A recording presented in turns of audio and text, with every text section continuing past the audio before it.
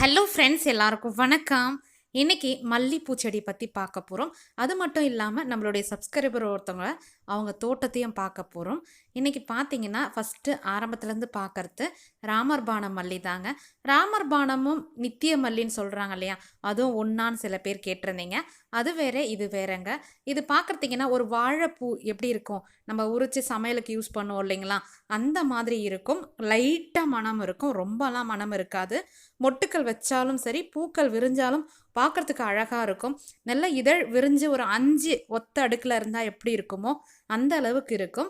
இதோடைய மொட்டுக்கள் நல்லா பார்க்குறதுக்கும் சரி, நம்ம வச்சு கட்டுறதுக்கு பூ கட்ட தெரியாதவங்க கூட இந்த மல்லி வச்சுருந்தீங்க அப்படின்னா ஈஸியாக பழகிக்கலாம்.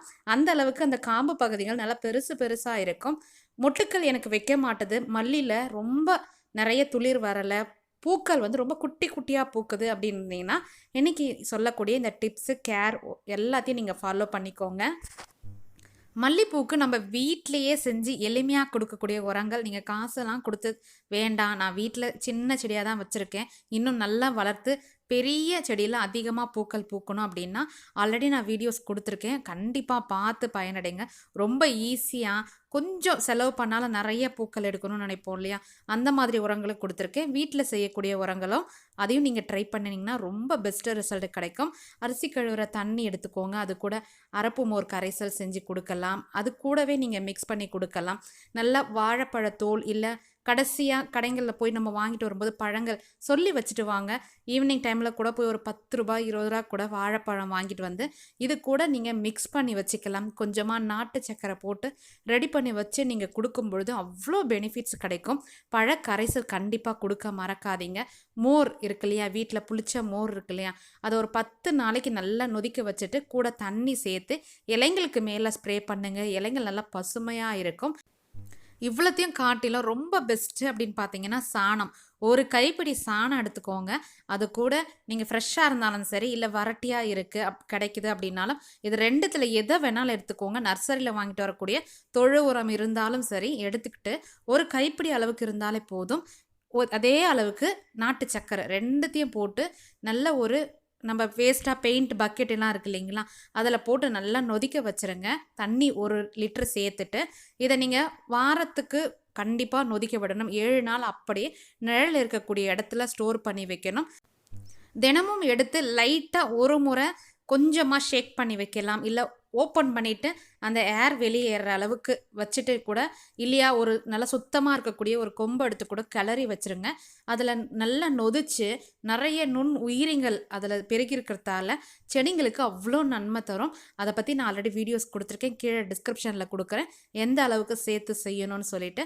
அதை நீங்கள் கொடுத்துட்டு வந்தாலும் சரி, இதை நீங்கள் மண் பகுதியிலையும் கொடுக்கணும், இலை வழியும் ஸ்ப்ரே பண்ணலாம், கையில் எடுத்து கூட தெளித்து விடலாம். இந்த மாதிரி எதை வேணாலும் கொடுத்துட்டு வரலாம். சூப்பரான ரிசல்ட் கிடைக்கும். கூட்டம் கூட்டமாக மொட்டுக்கள் வைக்கும். வர சீசனில் உங்கள் வீட்லேயும் நிறைய பூக்கள் பூத்து குலுங்கும். ஆல்ரெடி நம்ம சொல்லிகிட்டே வரோம். இப்போ பார்த்தீங்கன்னா நம்மளுடைய சப்ஸ்கிரைபர் தோழி சரண்யா சந்தர் அவங்க வீட்டில் இருக்கக்கூடிய கார்டனில் குட்டியாக தாங்க ஒரு கிளிப்பிங் எடுத்து அனுப்பியிருக்காங்கன்னு சொல்லலாம். ஏன்னா அவங்க ஒரு குட்டி நர்சரியை மெயின்டைன் பண்ணுறாங்கன்னு சொல்லலாம். அவ்வளோ நிறைய பிளான்ஸ் இருக்கும், வகை வகையான பிளான்ஸ் எல்லாமே வச்சு வளர்க்குறாங்க. அவங்கக்கிட்ட இல்லாத செடிங்களே இருக்காது அப்படின்னு சொல்லலாம். இருக்கிற இடத்துக்கு ஏற்ற மாதிரி கீழேயும் வச்சு வளர்க்குறாங்க, மாடி தோட்டத்துலேயும் சூப்பராக நல்லா மெயின்டைன் பண்ணிட்டு வராங்க. நிறைய ஃப்ளவர் பிளான்ட் தான் வச்சுருப்பாங்க. ஏன்னு பார்த்தீங்கன்னா அவங்க ஊரில் குரங்கு தொல்லை அதிகமாக இருக்குது அப்படின்னாலும் சவாலாக எடுத்துக்கிட்டு கொஞ்சம் காய்கறிங்களும் போட்டிருக்காங்க. பூச்செடிகள் ரொம்ப அதிகமாக வளர்த்து வந்துட்டுருக்காங்க. அவ்வளோ சூப்பரான நிறைய கலெக்ஷன் இருக்கும். தொடர்ந்து அவங்க வீட்டில் முயற்சி பண்ணிகிட்டே இருக்காங்க. பழச்செடிங்களும் சரி, குரங்கு சேட்டை பண்ணாலும் என்னால் முடிஞ்ச ஒரு சவாலாக எடுத்து செய்கிறேன் அப்படின்னு சொல்லிட்டு அவ்வளோ பிளான்ஸை நிறைய மூலிகை செடிகள் கூட அவங்கக்கிட்ட இருக்கும். எனக்கு எப்பொழுதுமே மெயிலில் வாங்கினதெல்லாம் கூட சென்ட் பண்ணுவாங்க. அவ்வளோ ஸ்வீட்டுன்னு சொல்லலாம். இந்த மாதிரி குட்டி இடத்துல சின்ன பாத்திரம் கூட விடாமல் சின்ன சின்ன பாக்ஸுங்கள் எல்லாத்துலேயுமே அவங்க நிறைய செடிகள் வளர்த்துட்டு வராங்க. உங்களுக்கும் நீங்களும் கார்டன் வச்சுருக்கீங்க, உங்கள் வீடியோஸும் எனக்கு எடுத்து அனுப்பணும் அப்படின்னா மெயிலில் எனக்கு அனுப்பலாம். நிறைய பேர் பார்த்தும் பயனடைவாங்க, அவங்களுக்கும் ஒரு மோட்டிவேஷன்லாம் இருக்கும். அப்போது இன்றைக்கி இந்த வீடியோ பதிவில் நம்மளுடைய சரண்யா சந்தர் கார்டனும் பார்க்குறீங்க. மல்லிப்பூ செடி எப்படி கேர் பண்ணி கொண்டு வரலாம், என்ன மாதிரி உரங்கள் அப்படின்னு சொல்லியிருக்கிறேன். அப்போ இன்றைக்கி இந்த வீடியோ பதிவு உங்களுக்கு கண்டிப்பாக பிடிச்சிருக்குன்னு நினைக்கிறேன். பிடிச்சிருந்துச்சுன்னா நம்ம சேனலை சப்ஸ்கிரைப் பண்ண மறக்காதீங்க. உங்கள் ஃப்ரெண்ட்ஸ் அண்ட் ஃபேமிலிக்கும் ஷேர் பண்ணுங்கள். முக்கியமாக சரண்யா சந்தர் கார்டன் எப்படி இருந்ததுன்னு சொல்லிட்டு கீழே கமெண்ட் பண்ணுங்கள். பார்க்கும்பொழுது அவங்களும் சந்தோஷமாக இருக்கும். Thank you. Bye bye. Have a pleasant day.